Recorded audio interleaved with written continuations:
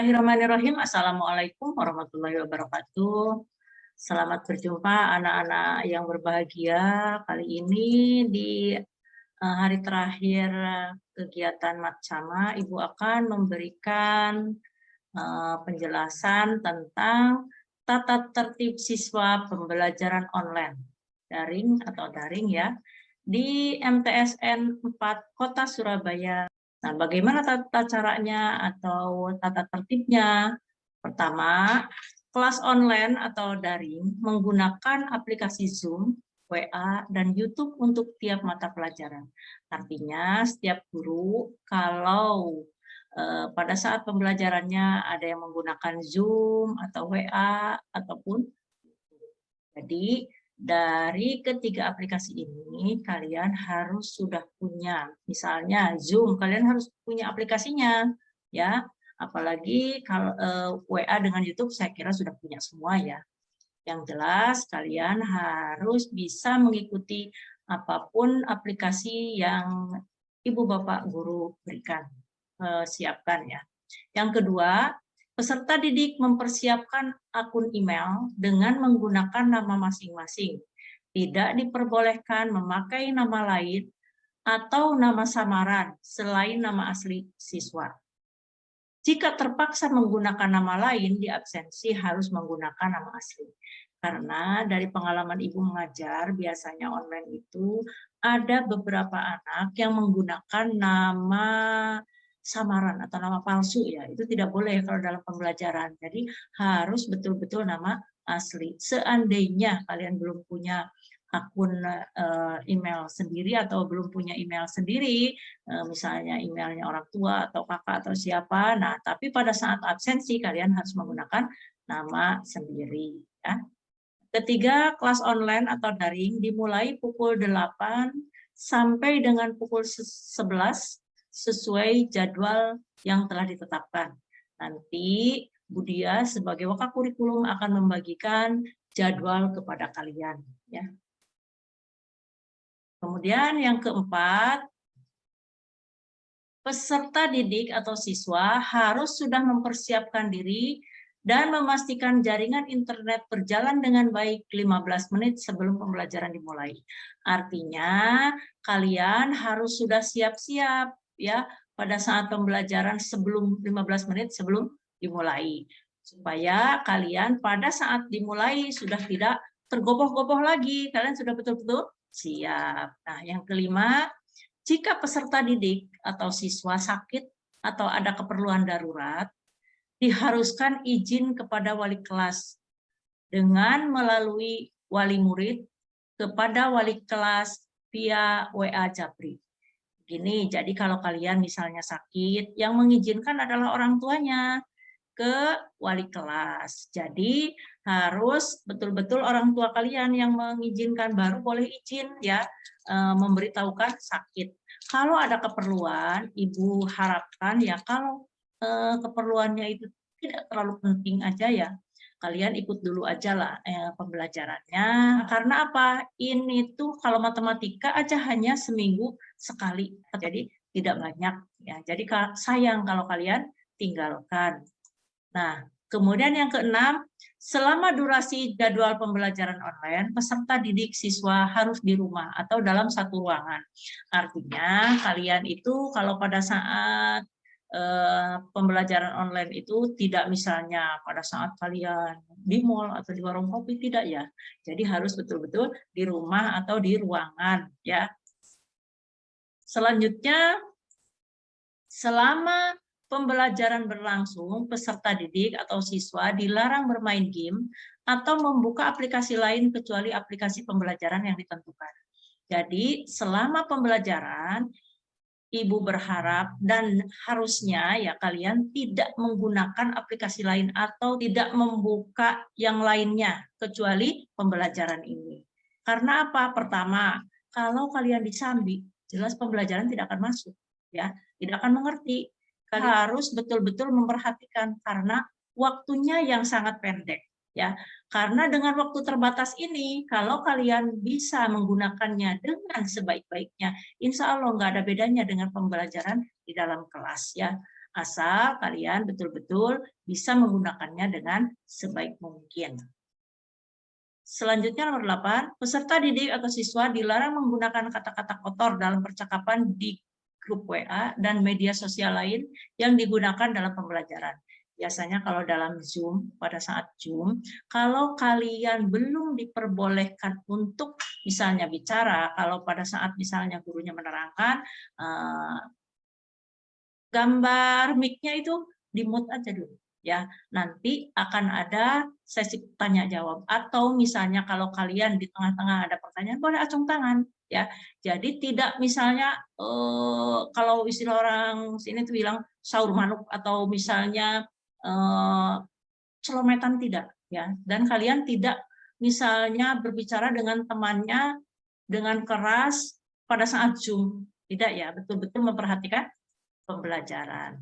9, peserta didik atau siswa diharapkan merespon apabila diminta atau dihubungi sebagai bentuk keaktifan. Jadi artinya kalau misalnya ada teguran atau ada pemberitahuan dari guru yang bersangkutan kepada kalian masing-masing, misalnya ya harus diperhatikan. Apa misalnya kalau ada tugas atau apa ya. Kemudian selanjutnya 10, peserta didik, siswa atau siswa mengumpulkan tugas-tugas yang diminta sesuai waktu yang telah ditentukan. Jadi artinya kalian kalau memang ada tugas harus dikerjakan tepat waktu ya, tidak boleh dinanti-nanti karena tugas itu akan numpuk nantinya ya dan akan jadi malas. Atau paling tidak kalau setelah pembelajaran kalian masih hangat, jadi mengerjakannya akan mudah. Beda kalau misalnya besok lagi sudah lupa ya. 11, bagi siswa yang tidak mengerjakan tugas atau tidak pernah gabung sehingga nilainya di bawah KKM pada KD atau materi tertentu, maka pertama diberi remedi ya. Jika tidak mengerjakan remedi, sudah dikasih remedi, masih juga tidak ikut misalnya, maka orang tua akan mendapat laporannya melalui wali kelas untuk dibimbing mengikuti remedi. Nah, kita coba bagaimana kalau misalnya dengan dibimbing orang tua atau orang tuanya tahu bahwa kalian tidak mengerjakan. Nah, barangkali ada perubahan. Nah, selanjutnya kalau misalnya 12 ya, apabila sudah dikasih kesempatan masih juga tidak mengikuti atau pembelajaran atau mengerjakan tugas, maka siswa dan orang tua wajib datang ke madrasah untuk membuat pernyataan bersedia menerima segala konsekuensi dari madrasah. Artinya, kalau sudah diingatkan berkali-kali kalian masih juga tidak ikut pembelajaran, maka ada punishment yang akan kalian terima. Ya. Yang ke-13, jika terdapat kesulitan dalam hal pemahaman materi, peserta didik atau siswa bisa langsung berkomunikasi dengan Bapak Ibu guru yang mengajar mata pelajaran yang bersangkutan di luar jadwal pelajaran. Misalnya, karena Ibu mengajar matematika, kalian misalnya pada saat pembelajaran karena waktu habis misalnya masih ada unek-unek, wah ini kok kayaknya belum mengerti 100%, boleh kalian japri sama gurunya masing-masing ya. Nah, 14, apabila ada kendala teknis, peserta didik atau siswa bisa langsung berkomunikasi dengan wali kelas via WA pribadi maupun menghubungi langsung kepada guru pengajar saat itu. Misalnya, waduh kok tiba-tiba misalnya ini wifi-nya nge-lag atau misalnya wifi-nya kok tiba-tiba mati. Nah, kalian kan masih punya paket data. Nah, dengan WA kalian bisa menghubungi gurunya atau menghubungi wali kelas. Melaporkan bahwa ada kendala ya. Nah, hanya ini tentang tata tertib siswa. Demikian tata tertib pembelajaran kelas online atau daring, semoga bisa dilaksanakan dengan sebaik-baiknya demi kelancaran kita bersama. Kalau kalian ingin jadi anak sukses, jangan lupa kalau kalian sudah tergabung di MTS Negeri 4 Kota Surabaya, artinya segala sesuatu tata tertib yang ada harus kalian patuhi. Ini semua demi kelancaran dan kemajuan kalian juga. Hanya ini yang dapat Ibu berikan. Terima kasih, selamat belajar.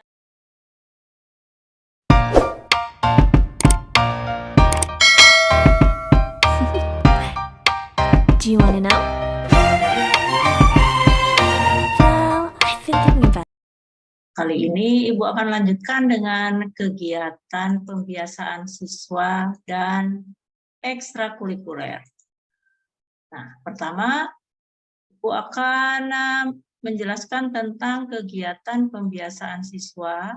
Di antaranya ada semua kegiatan ini dari pembiasaan siswa dan ekstrakurikuler hanya ada pada saat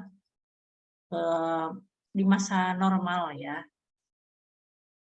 Dulu pada saat sebelum pandemi atau sebelum pembelajaran online. Nah, pertama adalah sholat duha. Sholat duha ini dilakukan pada saat pagi hari sebelum masuk kelas. Jadi berjamaah jam 6.15 ya. Jadi kalian tuh sebetulnya masuknya jam 6.15, terus lakukan sholat duha, terus ngaji bersama. Nah, ini juga karena kita masjidnya itu ada tingkat ya, jadi yang bawah itu untuk laki-laki dan yang atas itu untuk perempuan. Kemudian ada kegiatan 10 November. 10 November ini jadi tidak hanya kegiatan 10 November saja. Jadi pada saat hari-hari besar, misalnya kegiatan 21 April ya, Hari Kartini, atau misalnya pada saat 1 Muharram dan sebagainya ya, atau pada saat Milad Madrasah. Ini kegiatan 10 November, salah satunya adalah ini kegiatannya. Nah, jadi berupa penampilan kolosal, ya drama kolosal yang dipimpin oleh Bu Evi kalau tahun lalu itu ya. Jadi drama kolosal melibatkan banyak siswa, ya. Di sini ada jadi menceritakan bagaimana perebutan Kota Surabaya. Ya. Nah, kalau ini lomba kegiatan 17 Agustus, ini terompah, ya. Ini juga sama.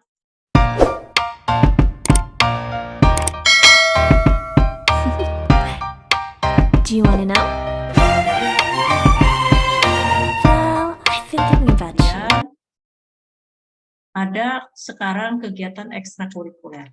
Kegiatan ekstrakurikuler apa saja yang ada di MTS 4 Kota Surabaya ini? Pertama adalah pramuka. Kalau pramuka ini wajib untuk kelas 7. Jadi semua kelas 7 wajib mengikuti pramuka. Ingat, ini hanya dilakukan di masa normal. Untuk di masa pandemi ini, untuk ekstrakurikuler boleh dibilang vakum, tetapi masih ada 1-2 ekstrakurikuler.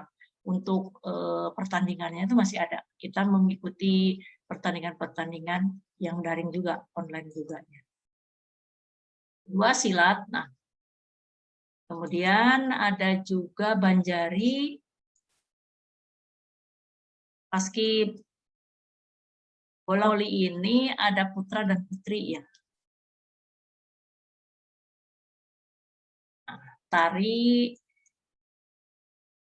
paduan suara, kaligrafi, futsal ya.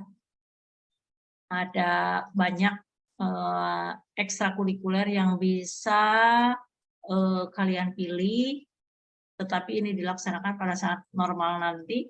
Dan ya, BBQ ya. Pramuka. Nah, karena pramuka itu wajib untuk kelas 7, maka semua kelas 7 harus mengikuti pramuka.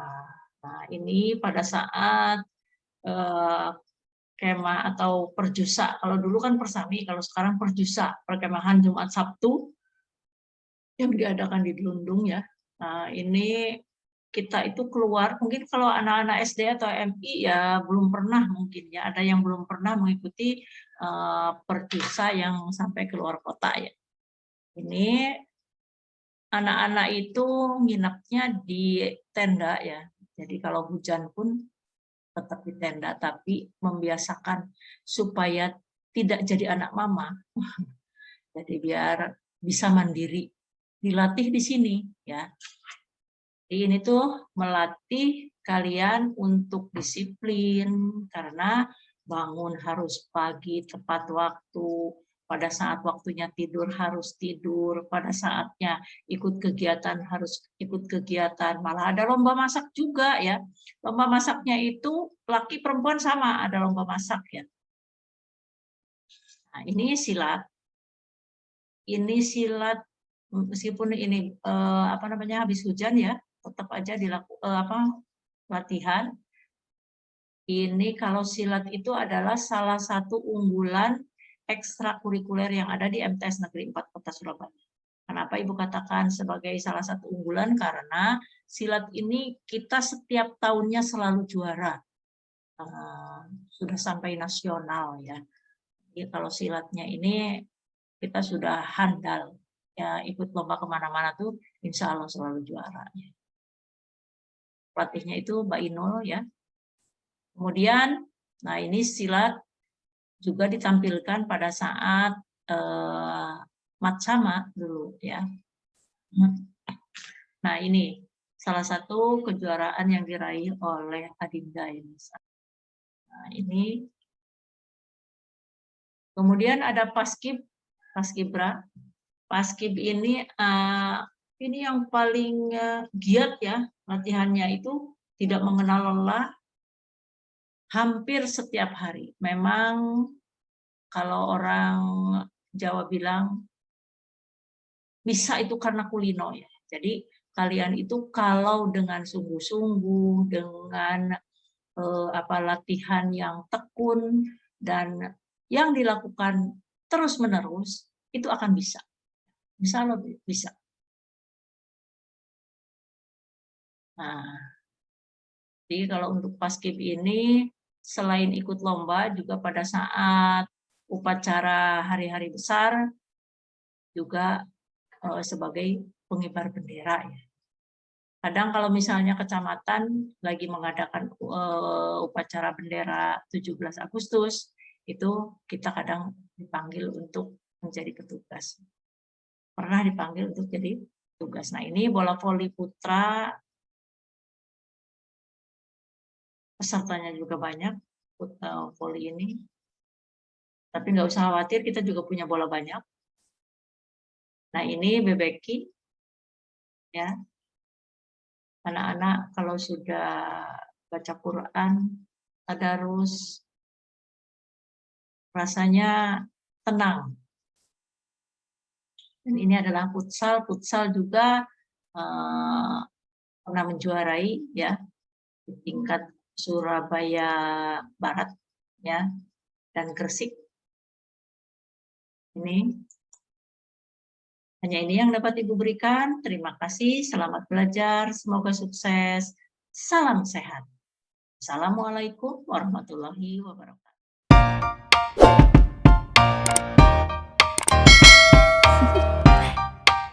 Do you want to know? Well, I've been thinking about you. Namaku Akmal. Hari ini, hari pertama aku masuk sekolah.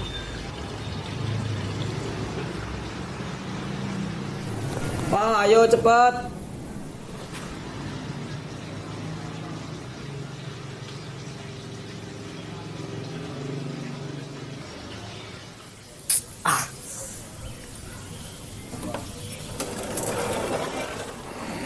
Pak, ayo. Maaf, Papa lagi sibuk, Nak. Hari ini kamu berangkat sendiri dulu aja ya. Bang. Iya, Den. Ada apa, Den? Anterin aku ke sekolah dong. Oh, iya.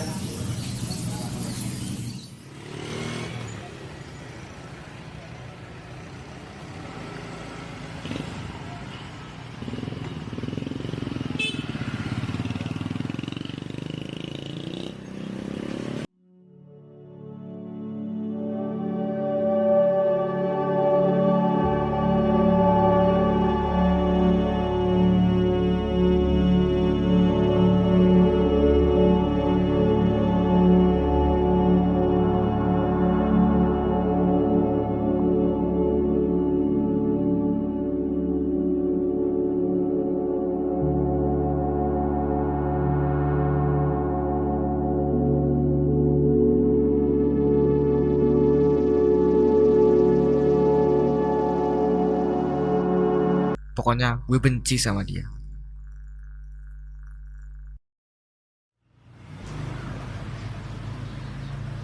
Namaku Rizky.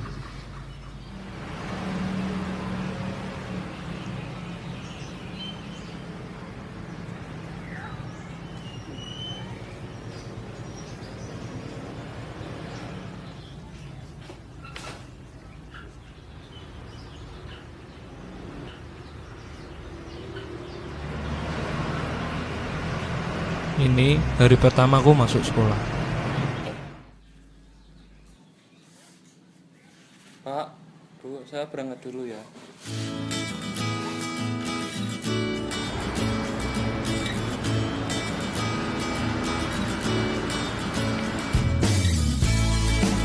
Walaupun hari ini aku telat, tapi aku seneng karena akhirnya aku punya teman.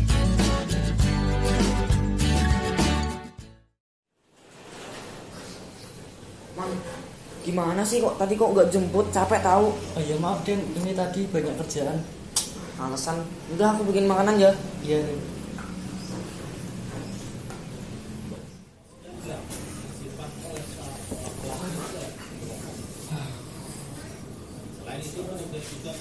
Ini Den makanannya. Oh iya. Bang, tahu jersey bolaku nggak? Yang warna apa? Yang warna merah. Oh itu barusan dicuci. Duh, gimana sih? Kok barusan dicuci? Katanya kerja terus, kerja gitu aja gak becus. Terus bikin malas aja dah. Ya, maaf Den.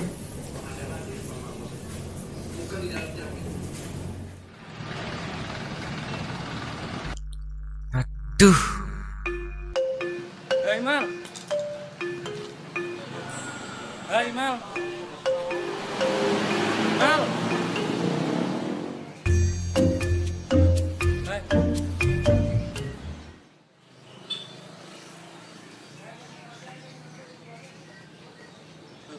Hai. Akmal kenapa ya?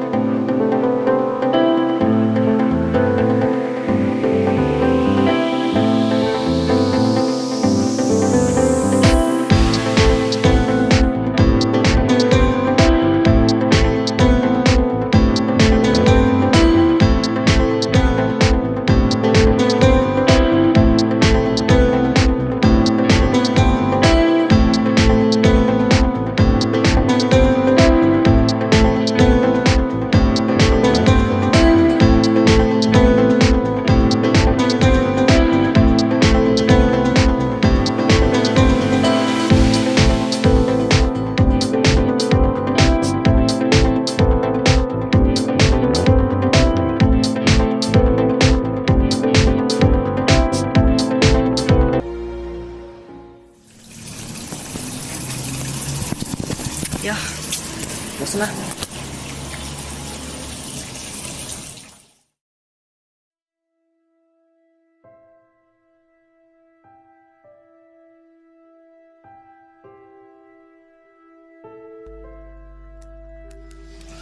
kok kepikiran ya?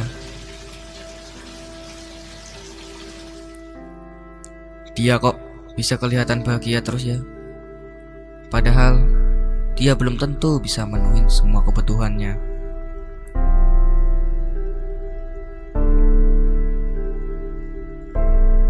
Ah, daripada penasaran, gua buntutin aja kali ya.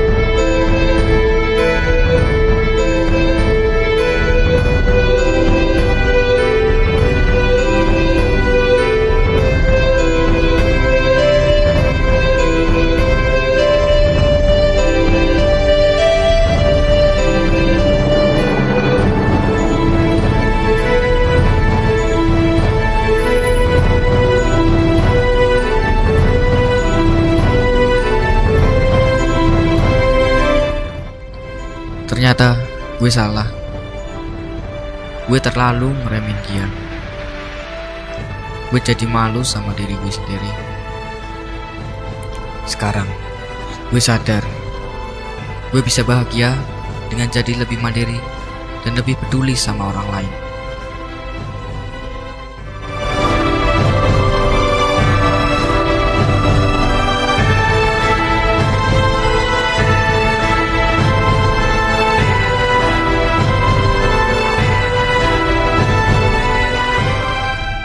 Aku harus berubah.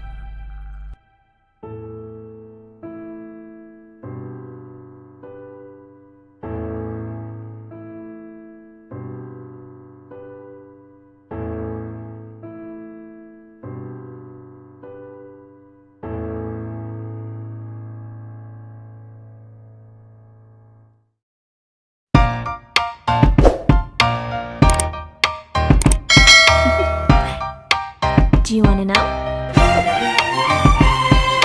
Well, I've been thinking about you.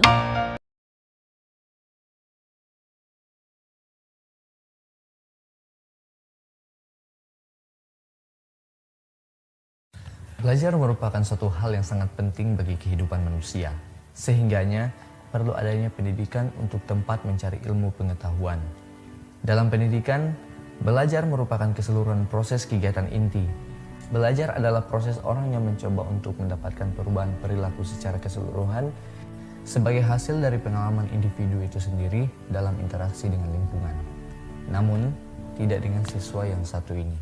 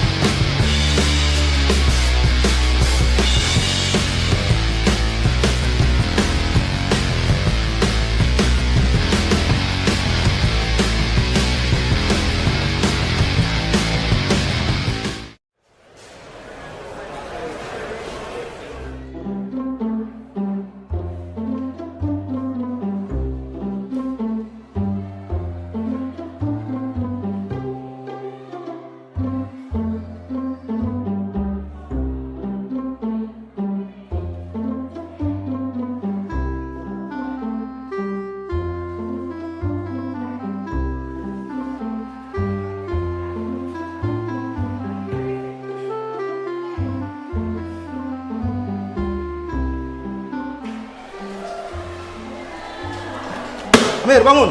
Iya Pak, Mana lembar jawabanmu? Waktu sudah selesai. tapi punya saya belum selesai.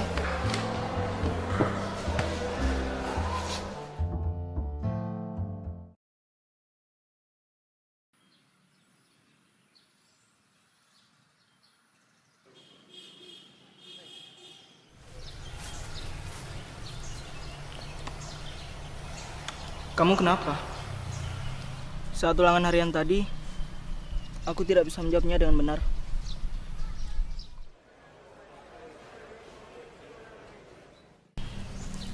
Memangnya semalam kamu belajar? Ya, belajar. Yakin? Coba kamu ingat lagi. Semalam aku WhatsAppan, terus main game dan nonton.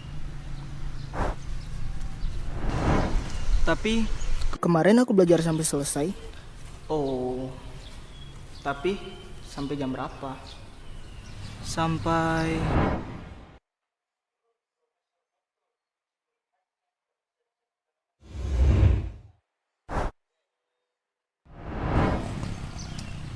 subuh.